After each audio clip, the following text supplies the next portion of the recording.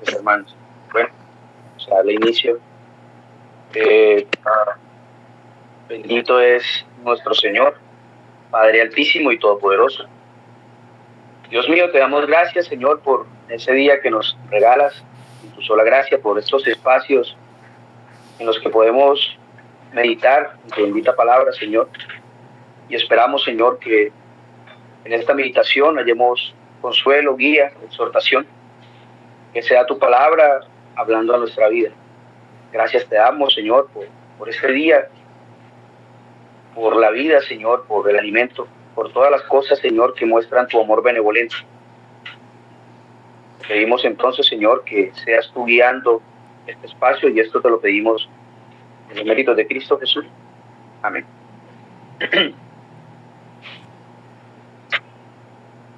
Éxodo 34. Y Jehová dijo a Moisés: alízate 2 tablas de piedra como las primeras, y escribiré sobre estas tablas las palabras que estaban en las tablas primeras que quebraste. Prepárate pues para mañana, y sube de mañana al monte de Sinaí, y preséntate ante mí sobre la cumbre del monte. Y no suba hombre contigo, ni parezca alguno en todo el monte, ni ovejas, ni bueyes pascan delante del monte. Y Moisés alisó 2 tablas de piedra como las primeras, y se levantó de mañana y subió al monte Sinaí como le mandó Jehová, y llevó en su mano las 2 tablas de piedra. Y Jehová descendió en la nube y estuvo allí con él, proclamando el nombre de Jehová.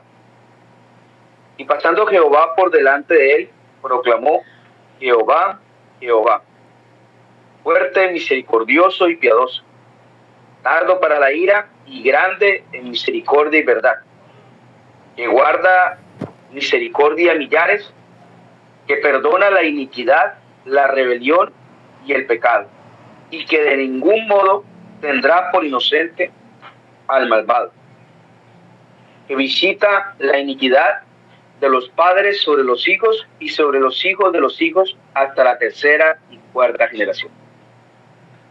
Entonces Moisés, apresurándose, bajó la cabeza hacia el suelo y adoró, y dijo: si ahora, Señor, he hallado gracia en tus ojos, vaya ahora el Señor en medio de nosotros, porque es un pueblo de dura cerviz, y perdona nuestra iniquidad y nuestro pecado, y tómanos por tu heredad. Y él contestó: he aquí, yo hago pacto delante de todo tu pueblo, haré maravillas que no han sido hechas en toda la tierra, ni en nación alguna, y verá todo el pueblo en medio del cual estás tú, la obra de Jehová, porque será cosa tremenda la que yo haré contigo. Guarda lo que yo te he mandado hoy. He aquí que yo he hecho delante de tu presencia al amorreo, al cananeo, al eteo, al fereceo, al jebeo y al jebuseo. Acuérdate, guárdate de hacer alianza con los moradores de la tierra, donde has de entrar, para que no sean tropezadero en medio de ti. Derribaréis sus altares y quebraréis sus estatuas y cortaréis sus imágenes de acero, porque no te has de inclinar a ningún otro Dios, pues Jehová, cuyo nombre es celoso, Dios celoso es. Por tanto, no harás alianza con los moradores de aquella tierra, porque fornicarán en pos de sus dioses y ofrecerán sacrificios a sus dioses, y te invitarán y comerás de sus sacrificios, o tomando de sus hijas para tus hijos y fornicando sus hijas en pos de sus dioses, harán fornicar también a tus hijos en pos de los dioses de ellas. No te harás dioses de fundición. La fiesta de los panes sin levadura guardarás, 7 días comerás pan sin levadura, según te he mandado, en el tiempo señalado en el mes de la vid, porque en el mes de la vid saliste de Egipto. Todo primer nacido mío es, y de tu ganado, todo primogénito de vaca o de oveja que sea macho. Pero redimirás con cordero el primogénito del asno, y si no lo redimiereis, quebrarás su cerviz. Redimirás todo primogénito de tus hijos, y ninguno se presentará delante de mí con las manos vacías. 6 días trabajarás, mas el séptimo día descansarás, aún en la arada y en la siega descansarás. También celebrarás la fiesta de las semanas, la de las primicias de la siega del trigo y la fiesta de la cosecha a la salida del año. 3 veces en el año se presentará todo varón tuyo delante de Jehová, el Señor Dios de Israel. Porque yo arrojaré a las naciones de tu presencia y ensancharé tu territorio, y ninguno codiciará tu tierra cuando subas para presentarse delante de Jehová tu Dios 3 veces al año. No ofrecerás cosa leudada junto con la sangre de mi sacrificio, ni se dejará hasta mañana nada del sacrificio de la fiesta de la Pascua. Las primicias de los primeros frutos de tu tierra llevarás a la casa de Jehová tu Dios. No cocerás el cabrito en la leche de su madre. Y Jehová dijo a Moisés: escribe tú estas palabras, porque conforme a estas palabras he hecho pacto contigo y con Israel. Y él estuvo allí con Jehová 40 días y 40 noches, no comió pan ni bebió agua, y escribió en tabla las palabras del pacto, los 10 mandamientos. Y aconteció que descendió Moisés del monte Sinaí con las 2 tablas del testimonio en su mano. Al descender del monte, no sabía Moisés que la piel de su rostro resplandecía. Después que hubo hablado con Dios, y Aarón y todos los hijos de Israel miraron a Moisés, y aquí la piel de su rostro era resplandeciente, y tuvieron miedo de acercarse a él. Entonces Moisés lo llamó, y Aarón y todos los príncipes de la congregación volvieron a él, y Moisés les habló. Después se acercaron todos los hijos de Israel, a los cuales mandó todo lo que Jehová le había dicho en el monte Sinaí. Y cuando acabó Moisés de hablar con ellos, puso un velo sobre su rostro. Cuando venía Moisés delante de Jehová para hablar con él, se quitaba el velo hasta que salía, y saliendo decía a los hijos de Israel lo que le era mandado.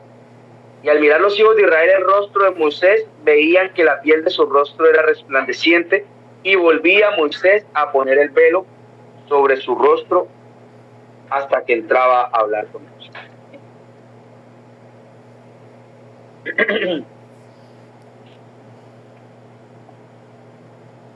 He meditado en este capítulo, y aunque hay muchos elementos que se pudiera señalar, pero por cuestiones de tiempo no nos es posible, quiero que meditemos en lo que le he titulado la misericordia y la justicia de Dios.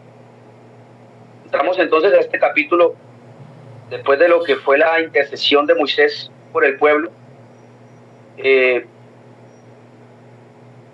Debemos recordar que esto viene antecedido por el evento donde Moisés viene descendiendo del monte y encontró un pueblo que adoraba a una imagen, señalando a un becerro de oro como el autor de su salida de Egipto. En el capítulo 24, este mismo pueblo, a una sola voz, después de oír la ley transmitida por Moisés la primera vez, dijeron: haremos todas las palabras que Jehová ha dicho. Pacto solemne que fue sellado con el rozamiento de la sangre, la mitad en el altar y la otra mitad rociada sobre el pueblo. Así que nos encontramos con un pueblo que ha hecho un pacto de obras, que se ha comprometido solemnemente a obedecer, y tan pronto el mediador del pacto se ausenta, este pueblo transgrede el pacto de manera estrepitosa. Lo que nos lleva a preguntarnos por qué este pueblo no fue consumido en este mismo momento. Y aquí es donde podemos ver la misericordia de Dios, pero esta misericordia es tan grande que no solo este pueblo no es consumido en este momento, sino que Dios llama nuevamente a Moisés. Le pide que alice 2 piedras para escribir nuevamente la ley que se había escrito en las primeras, y vemos a Dios entonces renovando el pacto, restableciendo esta relación con el pueblo. Meditaba entonces cómo en medio de este pacto de obras en el Antiguo Testamento no está ausente de la gracia y de la misericordia. Es imposible, de hecho, la relación de Dios con el hombre sin su misericordia. No solo no fueron consumidos, sino que Dios restablece esta relación con un pueblo que en definitiva no lo merece. En esta relación y en esta revelación de la gloria de Dios que le mostraba a Moisés parcialmente, podemos ver la proclamación del nombre de Dios, de su misericordia, de su justicia, y es desde ahí donde quiero llevar esta meditación. Versículo 6 y 7, la revelación del nombre, la proclamación del nombre del Señor. Dice: y pasando Jehová por delante de él, proclamó: Jehová, Jehová, fuerte, misericordioso y piadoso, tardo para la ira y grande misericordia y verdad, que guarda misericordia a millares, que perdona la iniquidad, la rebelión y el pecado, y que de ningún modo tendrá por inocente al malvado, que visita la iniquidad de los padres sobre los hijos y sobre los hijos de los hijos hasta la tercera y cuarta generación. En la revelación del nombre, entonces, tenemos una sección que nos habla de la misericordia de Dios, de su amor misericordioso, de lo grande de su misericordia, y otro aspecto que nos habla sobre su justicia.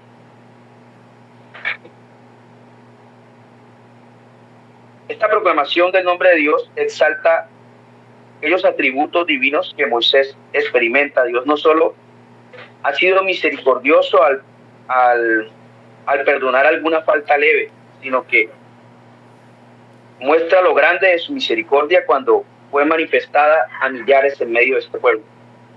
Un pueblo que no solo no fue borrado del mapa, sino que Dios restablece su relación con ellos.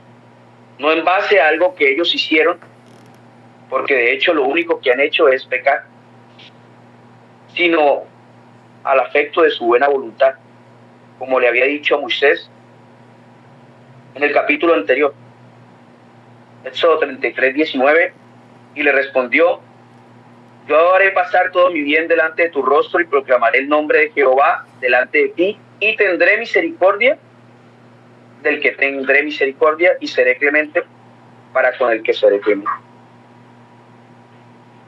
Ahora miremos que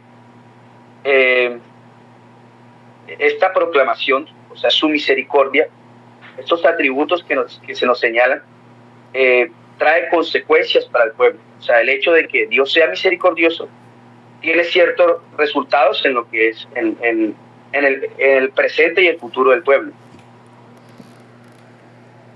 Así que Dios es tanto misericordioso como justo. Y lo que nos dice la proclamación es que de ningún modo, o sea, esto quiere decir que no hay manera en que Dios tenga por inocente al malvado. Job 34:12. Y por cierto, Dios no hará injusticia y el omnipotente no pervertirá el derecho. Salmo 97:2 dice: justicia y juicio son el cimiento de su trono. No solamente Dios dará un pago justo a todo el culpable, sino que no dejaría el pecado sin consecuencias. Así que Dios promete pagar con justicia el pecado, pero también promete que el pecado en medio de este pueblo tendrá consecuencias. No solamente consecuencias eternas, sino también temporales. Dice que aún visitaría la maldad de los padres sobre los hijos hasta la cuarta generación, y esto no quiere decir que el pecado del padre vaya a ser imputado sobre el hijo, como nos lo deja claro Deuteronomio 24:16, dice: los padres no morirán por los hijos, ni los hijos por los padres, cada uno morirá por su pecado. Lo que señala entonces es que Él dará juicio a la maldad y no dejará dicha maldad sin consecuencia. Es de considerar entonces que, aunque cada uno cargará con la culpa de su pecado, también es cierto que nuestro pecado traerá consecuencias a nuestro círculo cercano, llámese nuestra familia, comunidad, o como lo experimentaría este pueblo en múltiples ocasiones sobre una nación entera. Entonces, si las consecuencias de la misericordia, de que Dios sea misericordioso, son el restablecimiento de la relación del pueblo con Dios, una relación que ha sido quebrada por el pueblo. Ahora el pueblo que ha recibido misericordia debe relacionarse con un Dios que es infinitamente justo, por lo cual ellos deben ser celosos de su Dios, cuidando su corazón de otros dioses y de la unión con los que adoran a otros dioses. Esto era tanto un llamado a amar a Dios sobre todas las cosas, como a no unirse en yugo desigual, como nos señala el versículo 15. Dice, por tanto, no harás alianza con los moradores de aquella tierra, porque fornicarán en pos de sus dioses y ofrecerán sacrificios a sus dioses, y te invitarán y comerás de sus sacrificios. O tomando de sus hijas para tus hijos, y fornicando sus hijas en pos de sus dioses, harán fornicar también a tus hijos en pos de los dioses de ellos. Ellos, en cambio, entonces estaban llamados, debido a la misericordia y a la justicia de Dios, a la observación de las fiestas que Dios había establecido, a entender cómo Dios en estas fiestas de la cosecha era quien sustentaba la tierra. La misericordia entonces nos reconcilia, pero la justicia nos recuerda que vivimos para un Dios que no se complace en la maldad. Y ante esto que parece paradójico, solo Cristo encaja como la reconciliación de estos dos atributos, como nos recuerda Romanos 3, el 25 al 26, a quien Dios puso como propiciación por medio de la fe en su sangre, para manifestar su justicia a causa de haber pasado por alto en su paciencia los pecados pasados, con la mira de manifestar en este tiempo su justicia, a fin de que Él sea el justo y el que justifica al que es de la fe en Jesús. Es en Cristo donde se besan estos dos atributos, como nos dice el Salmo 85:10, que la justicia y la paz se besaron, donde encuentra armonía, donde convergen estos atributos que parecieran contrarios. Por último, quisiera señalar cómo este pacto de obras, que requería obediencia y señalaba la maldad de un pueblo que seguía sostenido por la misericordia divina y por su benevolencia, no a causa de las obras, sino del beneplácito de Dios. Este pacto fue glorioso. Moisés, aunque se le mostró parcialmente la gloria de Dios, descendió del monte con las tablas, resplandeciendo su rostro. Al exponerse a la gloria de Dios, irradiaba por reflejo lo que era pues una gloria, válgase la redundancia, reflejada y velada. Y es muy interesante ver cómo Moisés mismo era quien tapaba su rostro con la intención de que el pueblo no pusiera sus ojos en él. Lo que nos explica el apóstol Pablo en 2 Corintios, dice: y si el ministerio de muerte grabado con letras en piedra fue con gloria, reconociendo la gloria que viene este pacto, tanto que los hijos de Israel no pudieron fijar la vista en el rostro de Moisés a causa de la gloria de su rostro, la cual había de perecer, ¿cómo no será más bien con gloria el ministerio del Espíritu? Porque si el ministerio de condenación fue con gloria, mucho más abundará en gloria el ministerio de justificación, porque aún lo que fue glorioso no es glorioso en este respecto en comparación con la gloria más eminente. Porque si lo que perece tuvo gloria, mucho más glorioso será lo que permanece. Así que, teniendo tal esperanza, usamos mucha franqueza, y no como Moisés, que ponía un velo sobre su rostro para que los hijos de Israel no fijaran la vista en el fin de aquello que había de ser abolido. Nos dice entonces Pablo que esto fue así intencionalmente, para que no se pusieran los ojos en aquello que sería temporal, en aquello que desaparecería. Porque entonces este pacto, aunque glorioso, tendría caducidad. Mas en Cristo no es así. La gloria de Cristo no es una gloria reflejada, sino una gloria propia, como nos recuerda Hebreos en el primer capítulo, versículos 2 y 3. En estos postreros días Dios ha hablado por el Hijo, a quien constituyó heredero de todo, y por quien asimismo hizo el universo, el cual siendo el resplandor de su gloria y la imagen misma de su sustancia, y quien sustenta todas las cosas con la palabra de su poder, habiendo efectuado la purificación de nuestros pecados por medio de sí mismo, se sentó a la diestra de la majestad en las alturas. Entonces esta gloria no es velada, no es reflejada, es propia, emana de su propio ser y es expuesta y mostrada, es manifestada. Esto convierte a Cristo en el mediador de un mucho mejor pacto, de un mucho más glorioso pacto, lo que nos lleva entonces a mirar en su contexto inmediato este evento glorioso que magnifica muchísimo más la misericordia que hemos alcanzado en Cristo. El Señor nos ayude, eso es lo que tenía preparado para este capítulo.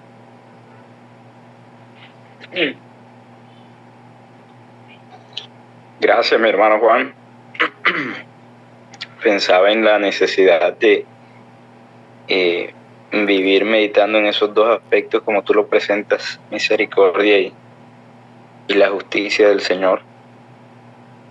Como hay consuelo y hay, digamos, de alguna forma motivación en las dos. Consuelo porque en Cristo se satisface esa justicia divina y también motivación porque somos invitados al trono de la gracia por su misericordia, ¿no? Para hallar misericordia.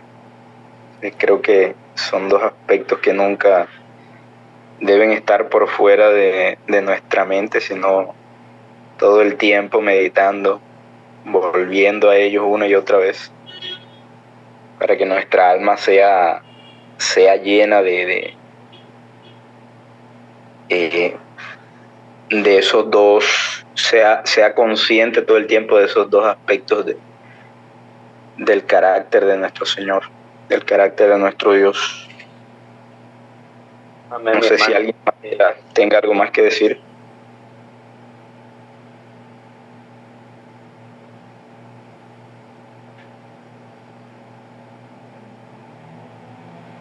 Si no, entonces puede orar, Juan. Bueno. Bendito Padre Celestial, Señor, te damos gracias nuevamente por estos espacios, Señor. Por este día que los varones emprenden, Señor, cada uno cumpliendo con sus responsabilidades. Dios mío, que seas tú sosteniendo nuestras vidas, Señor, mientras caminamos en este mundo, sin perder de vista, Señor, aquello que es más importante. Nuestro precioso Señor que nos ha redimido, Dios mío, que ha mostrado su misericordia, que nos ha acercado a Él. Ayúdanos a recordar el acto de bondad y misericordia que se ha hecho en nosotros, Dios mío, y a contemplar en tu justicia una motivación para caminar conforme a tu voluntad. Gracias por este día, Señor, y encomendamos la vida de nuestros hermanos y nuestras familias y nuestra iglesia. Y todo esto lo pedimos, Señor, en los méritos de Cristo Jesús.